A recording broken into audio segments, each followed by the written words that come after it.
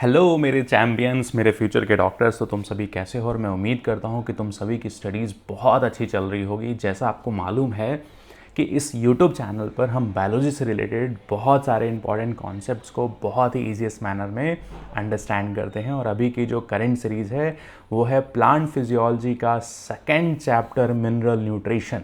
और इस सीरीज़ में ये थर्ड पार्ट है जिसमें हम बहुत ही डिटेल्ड मैनर में अंडरस्टैंड करेंगे कि जो मिनरल एलिमेंट्स होते हैं प्लांट के लिए कितने इंपॉर्टेंट होते हैं और कौन कौन से फिजियोलॉजिकल प्रोसेस में चल रहे होते हैं। तो साथ में मुझे आप इंस्टाग्राम पर भी फॉलो कर सकते हैं, वहाँ से भी बहुत सारे इंपॉर्टेंट टॉपिक के डायग्राम की हेल्प से आप पढ़े हुए कॉन्सेप्ट्स को रिकॉल करने में अंडरस्टैंड करते हो। तो चलो आज की टॉपिक को हम स्टार्ट करते हैं। तो हमने लास्ट क्लास में अंडरस्टैंड किया कि जितने भी एलिमेंट्स प्रेजेंट होते हैं, जितने भी प्लांट के लिए इसेंशियल एलिमेंट्स प्रेजेंट होते हैं, उनको हमने ब्रॉड लेवल पर दो कैटेगरीज में डिवाइड किया, जिनको हमने बोला मैक्रोन्यूट्रिएंट और माइक्रोन्यूट्रिएंट।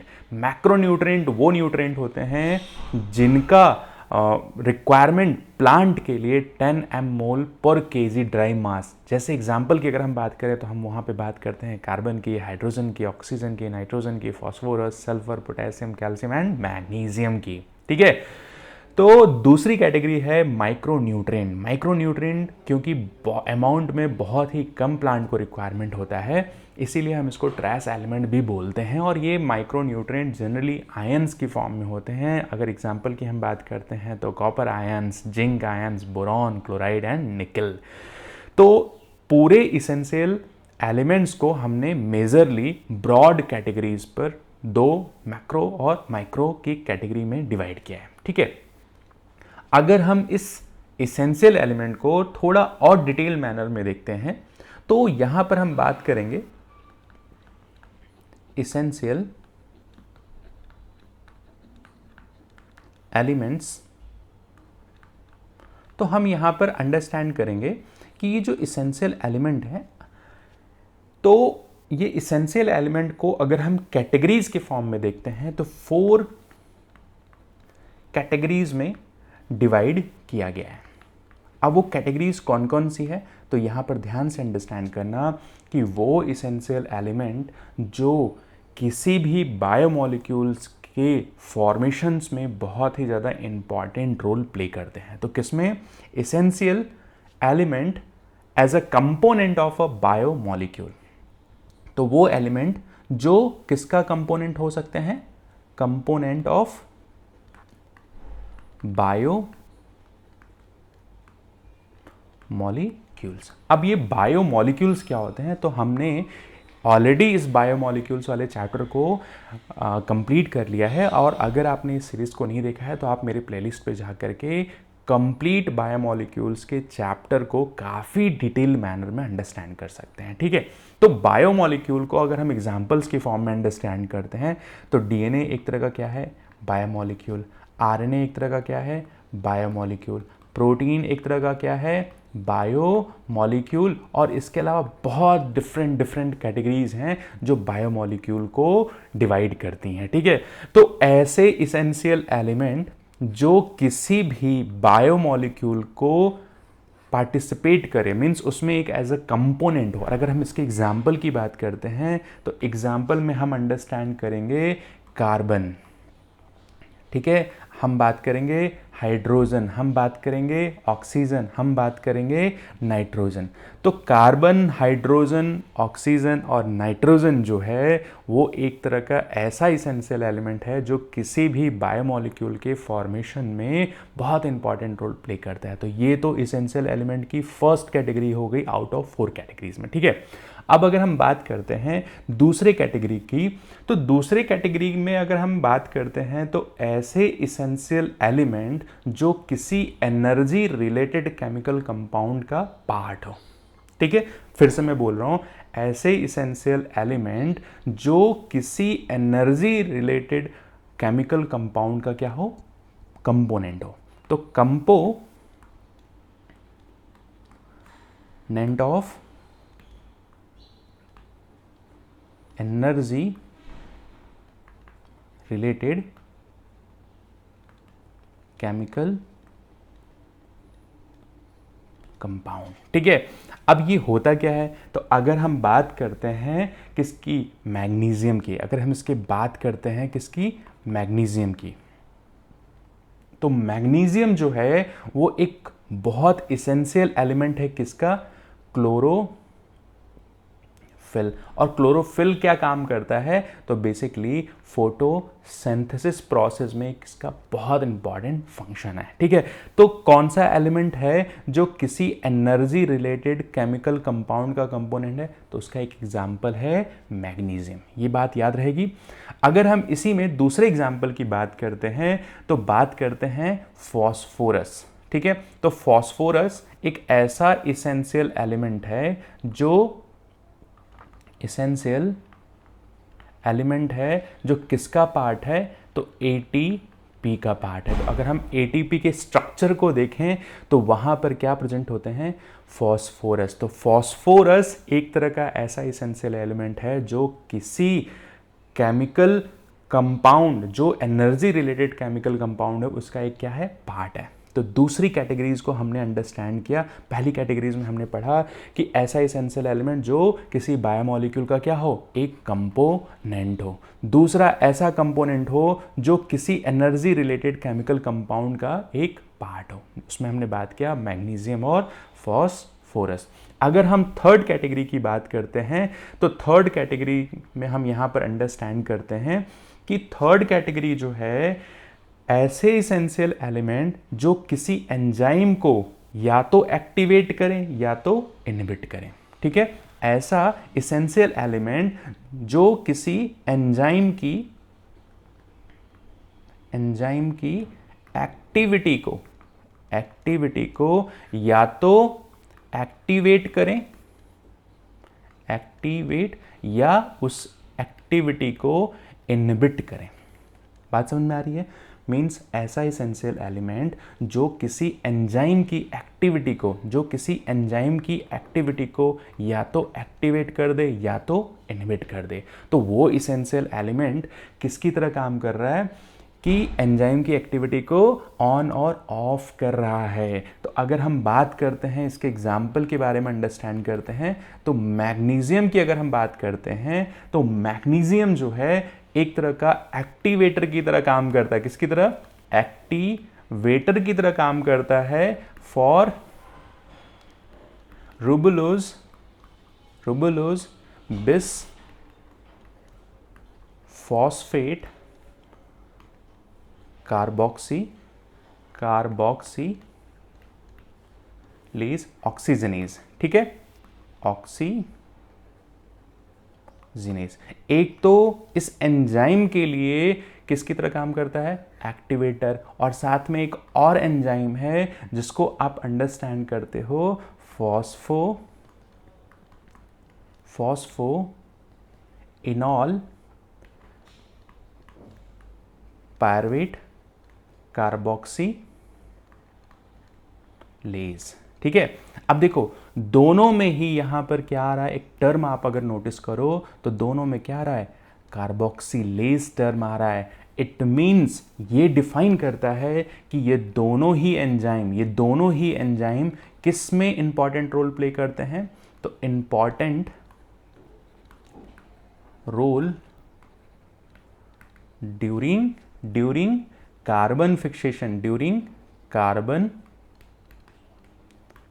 Fixation process. और वो प्रोसेस हम बोलेंगे C3 एंड C4 साइकिल में हम अंडरस्टैंड करते हैं। तो ये थर्ड प्रॉपर्टी हो गई, थर्ड कैटेगरी हो गई इसेंशियल एलिमेंट। अगर हम फोर्थ कैटेगरी की बात करते हैं और फोर्थ पॉइंट को ही हम अंडरस्टैंड करते हैं तो ऐसे इसेंशियल एलिमेंट जो किसी प्लांट सेल के ऑस्मोटिक पोटेंशियल को क्या कर दे? ऑल्टर कर दे।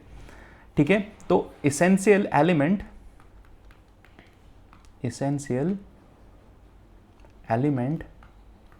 which can alter the osmotic potential of any plant cell। ठीक है। तो ऐसा इसेंशियल एलिमेंट जो किसी प्लांट सेल के ऑस्मोटिक पोटेंशियल को क्या कर दे, ऑल्टर कर दे, चेंज कर दे, ठीक है। तो अगर हम इसके एग्जाम्पल की बात करते हैं तो हम किसकी एग्जाम्पल की बात करेंगे, पोटेशियम। पोटेशियम एक ऐसा एलिमेंट है जो स्टोमेटा के ओपनिंग और क्लोजिंग में बहुत ही इंपॉर्टेंट रोल प्ले करता है। तो आप अंडरस्टैंड कर सकते हो, important role during stomata opening and closing, ठीक है। तो ये जो स्टोमेटा की ओपनिंग और क्लोजिंग होती है उसको क्या करता है, रेगुलेट करता है। तो ऐसा इसेंशियल एलिमेंट जो किसी प्लांट सेल के ऑस्मोटिक पोटेंशियल को ही क्या कर दे, चेंज कर दे, ठीक है। तो ये ब्रॉड कैटेगरीज हो गई इसेंशियल एलिमेंट। अब अगर हम बात करते हैं एक एक एलिमेंट की, अगर हम बात करते हैं कि वो एलिमेंट किस तरीके से प्रोसेस में, फिजियोलॉजिकल प्रोसेस में पार्टिसिपेट करके प्लांट के अंदर उन प्रोसेस को कंप्लीट करने में हेल्प करता है, ठीक है। तो अगर हम बात करते हैं रोल ऑफ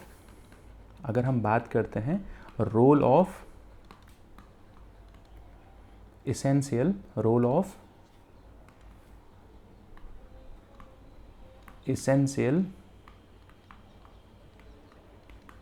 एलिमेंट्स, ठीक है। अब देखो यहां पर अगर हम बात करते हैं, बहुत इंपॉर्टेंट चैप्टर है ये प्लांट्स के लिए। और बच्चे अगर आपको समझ में आ रहा है और आपको चीज़ें क्लियर हो रही ना, तो अपना प्यार देना कम मत करना, और ऐसे ही इस वीडियो के लिंक को जितना पॉसिबल हो सकता है आप अपने फ्रेंड सर्किल, अपने पूरे क्लासमेट्स के साथ शेयर करो, ताकि मैं उन बच्चों तक भी पहुंच जाऊं जो फ्री एजुकेशन आज के टाइम में उनकी नीड है, ठीक है। हर किसी के पास फाइनेंशियल फ्रीडम नहीं होता, हर किसी के पास बहुत सारा पैसा नहीं होता है। तो मेरा एक ही ऑफ टारगेट है कि वो बच्चा भी पढ़ सके जिसके पास फाइनेंशियल क्राइसिस हो, ठीक है। तो अपना प्यार देना मत भूलना, ऐसे ही आप मुझे सपोर्ट करो, ऐसे ही मैं आपके लिए बहुत सारे इंपॉर्टेंट टॉपिक को यूट्यूब पर लेकर के आऊँगा बच्चे। और मैं समझता हूँ कि बायोलॉजी बहुत ही इंटरेस्टिंग सब्जेक्ट है अगर आपको वो समझ में आने लगी तो, ठीक है। तो मैं सभी को बोलूँगा कि ये वीडियो लेक्चर देखते टाइम एटलीस्ट अपनी नोट्स को प्रिपेयर करो, और जो भी पॉइंट आपको इन वीडियो से समझ में आ रहा है ना, आप उसको अपनी कॉपी में, अपने वर्ड्स में लिखो, ठीक है। इस पढ़े हुए कॉन्सेप्ट्स को जब आप लिखोगे ना बच्चे, जब आप अपनी लैंग्वेज में अपनी कॉपी पे नोट डाउन करोगे, तो एग्ज़ाम के पहले जो रिवीजन टर्म होता है ना बच्चे, रिवीजन करने में आपको नोट्स बहुत हेल्प करेंगे, ठीक है। तो चलो स्टार्ट करते हैं। अगला point, role of essential element, या बोल सकते हो कि जो भी हमने मैक्रोन्यूट्रिएंट, जो भी हमने माइक्रोन्यूट्रिएंट के बारे में पढ़ा, अब एक एक इसेंशियल एलिमेंट को थोड़ा ब्रॉड कैटेगरीज में देखते हैं, इनका रोल कहाँ कहाँ प्लांट सेल्स के अंदर होता है, ठीक है। तो चलो फर्स्ट अगर हम कंपाउंड की बात करते हैं, सपोज अगर हम नाइट्रोजन की बात करते हैं, ठीक है। तो नाइट्रोजन जो है वो बहुत ही इसेंशियल एलिमेंट है प्लांट के लिए, ठीक है। और दूसरी चीज़, हमने फर्स्ट कैटेगरी में बात किया था कि ऐसे इसेंशियल एलिमेंट जो किसी भी बायोमॉलिक्यूल के फॉर्मेशन में इंपॉर्टेंट रोल प्ले करते हैं, तो वहाँ पर हमने बात किया था किसकी, नाइट्रोजन की, ठीक है। और एग्जाम्पल के फॉर्म में हमने बात किया था डीएनए, आरएनए, प्रोटीन। तो ये नाइट्रोजन जो कंपाउंड है ना, नाइट्रोजन जो इसेंशियल एलिमेंट है, ये बहुत इंपॉर्टेंट रोल प्ले करता है किसी भी डीएनए के फॉर्मेशंस में, किसी भी आरएनए की फॉर्मेशन में, किसी भी विटामिन्स में, किसी भी न्यूक्लिक एसिड, प्रोटीन, हार्मोन्स में भी इसकी बहुत इंपॉर्टेंस है। तो प्लांट इसको किस फॉर्म में एब्जॉर्व करता है, तो प्लांट बेसिकली इस नाइट्रोजन को एब्जॉर्व करता है in the form of nitrate, ठीक है। तो plant absorb nitrogen in the form of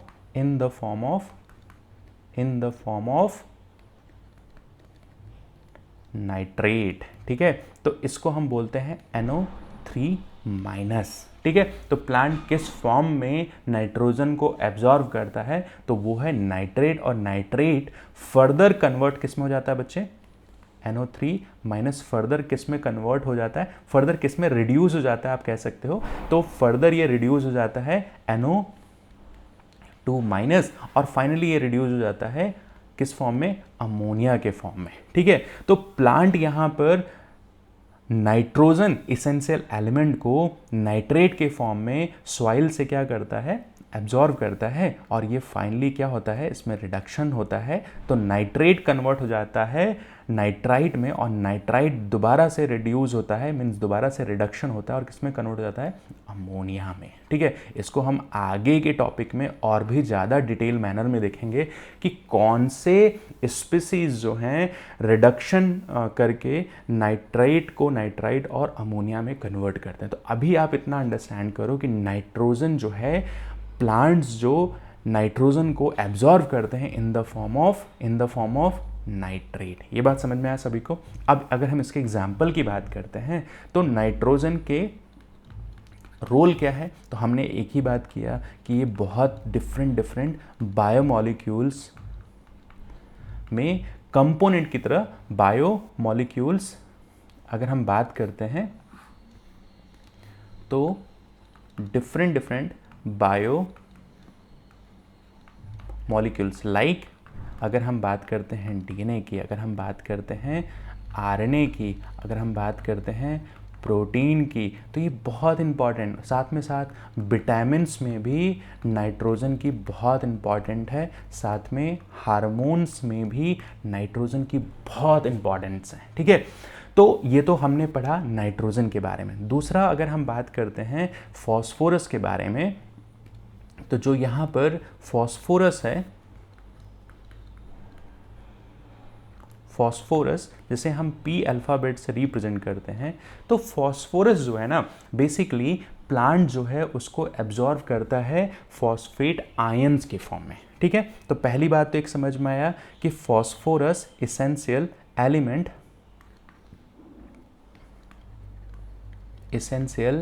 element absorb in the form of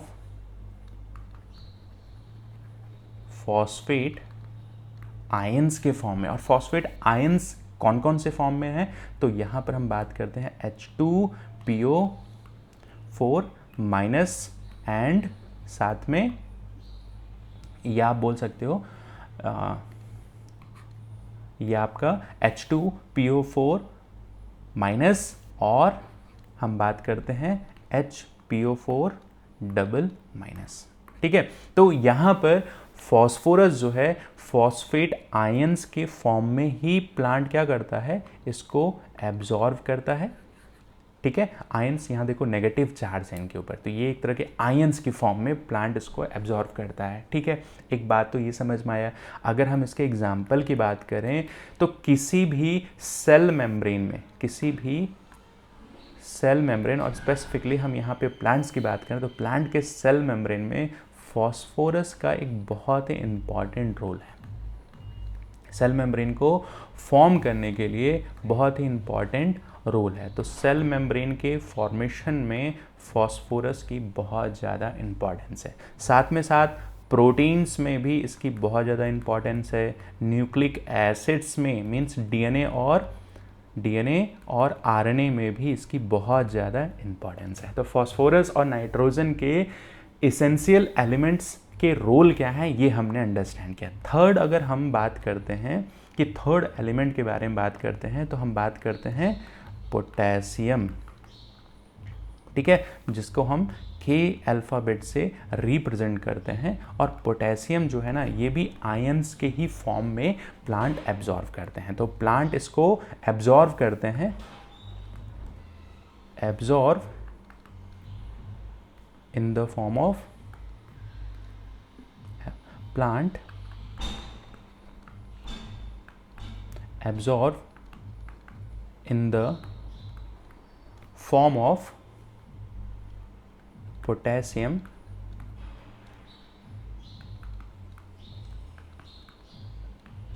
ions. ठीक है, तो पोटेशियम आयंस की फॉर्म में प्लांट इसे एब्जॉर्ब करते हैं। और अगर हम बात करते हैं कि पोटेशियम की क्या इंपॉर्टेंस है, तो हमने यहाँ पर अंडरस्टैंड किया पोटेशियम के बारे में।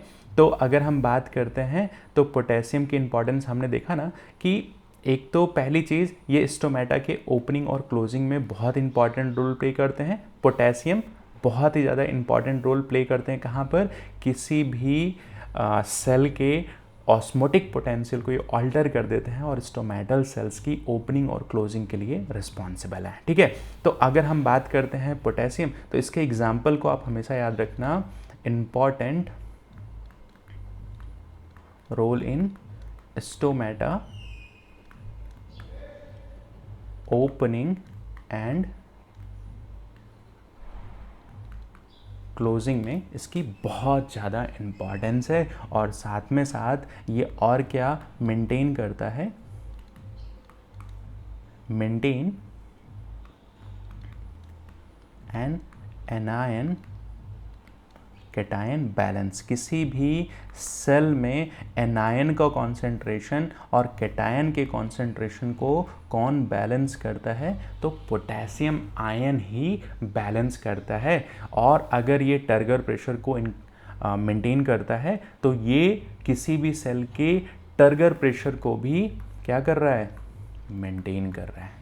ठीक है, ये बात याद रखना। ये कुछ पॉइंट्स हैं जो आपको बहुत इंपॉर्टेंट रोल प्ले करेंगे इसेंशियल एलिमेंट को अंडरस्टैंड करने के लिए। ठीक है, तो अगर हम बात करते हैं, यहाँ पर बहुत डिफरेंट टाइप के इसेंशियल एलिमेंट हैं और आज की क्लास में हमने 3 ब्रॉड और डिफरेंट 4 कैटेगरीज हैं जो इसेंशियल एलिमेंट के बारे में हमने अंडरस्टैंड किया। आगे की क्लास में हम अंडरस्टैंड करेंगे जैसे कैल्शियम इसेंशियल एलिमेंट के क्या क्या रोल हैं, मैग्नीशियम, फास्फोरस, सल्फर, मोलिब्डेनम, तो डिफरेंट टाइप के इसेंशियल एलिमेंट और उनके इंपॉर्टेंस को हम अंडरस्टैंड करेंगे। तो बच्चे, अगर आप मेरे चैनल पर नए हो तो इस चैनल को ज़रूर सब्सक्राइब करो, ज़्यादा से ज़्यादा लोगों तक इस चैनल के लिंक को भेजो और प्लीज़ अपने नोट्स को प्रिपेयर करो, पढ़े हुए कॉन्सेप्ट्स को अपने वर्ड्स में डिस्क्राइब करो अपनी कॉपी में। ठीक है, थैंक यू।